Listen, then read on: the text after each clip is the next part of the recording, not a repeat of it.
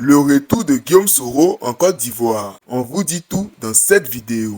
Après plusieurs années d'exil, Guillaume Kibafori Soro semble plus que jamais engagé dans une stratégie minutieuse pour orchestrer son retour en Côte d'Ivoire. Entre signaux politiques, gestes d'apaisement et repositionnement de son mouvement, l'ancien Premier ministre avance avec prudence mais détermination. Depuis fin 2023, Guillaume Soro a multiplié les déclarations, laissant entendre qu'il souhaite mettre un terme à son exil. Dans une communication très suivie, l'ancien président de l'Assemblée nationale a affirmé qu'il ne voulait plus être un fugitif et qu'il se prépare à rentrer coûte que coûte sur sa terre natale. Cette volonté s'est confirmée en 2024 lorsqu'il a annoncé avoir eu plusieurs échanges directs avec le président Alassane Ouattara. Un geste inédit depuis la rupture brutale entre les deux hommes en 2019. L'un des signes les plus commentés a été l'ouverture d'un dialogue indirect entre Guillaume Soro et le pouvoir ivoirien. Des sources proches indiquent une volonté commune d'apaiser les tensions, même si aucun accord officiel n'a été rendu public.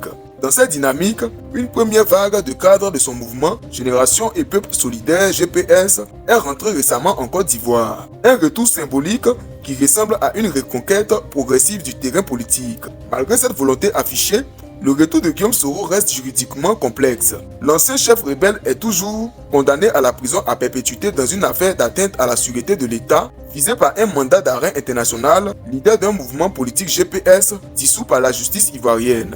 Ces obstacles constituent les principaux freins à un retour immédiat, à moins d'une amnistie, d'une grâce présidentielle ou d'un arrangement politique. Selon les observateurs, Guillaume Soro ne cherche pas qu'à rentrer, il prépare un retour politique structuré, la reconstitution d'un réseau d'influence dans le pays, le retour progressif de figures de GPS pour réoccuper le terrain, une communication régulière sur sa volonté de paix, de réconciliation et de décrispation, une réorganisation de son mouvement sous une forme plus citoyenne pour contourner sa dissolution. L'objectif semble clair, redevenir un acteur politique incontournable au moment où la scène politique ivoirienne connaît de nouveaux repositionnements en vue des prochaines échéances électorales. Si Guillaume Soro parvient à rentrer sans être arrêté, cela pourrait provoquer un séisme politique à Abidjan, un redécoupage des alliances dans le nord du pays où il conserve une forte influence, une recomposition de l'opposition ivoirienne. Cependant, sans garantie judiciaire, un retour physique reste risqué. Le bras de fer entre stratégie politique et réalité judiciaire pourrait encore durer. Guillaume Soro prépare son retour,